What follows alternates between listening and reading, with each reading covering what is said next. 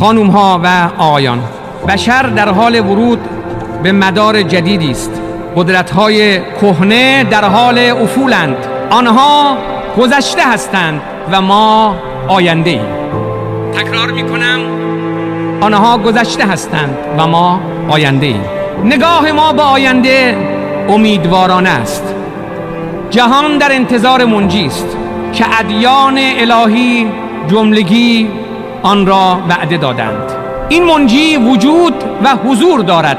مؤمنانه باور داریم که بر مبنای مشیت و اراده الهی، همانطور که پیغمبران الهی وعده دادند، عدالت جهانی خواهد شد و حکومت بندگان صالح پروردگار در سراسر زمین حکم فرما و بشریت با رشد آگاهی و نابودی جهل رستگار می شود.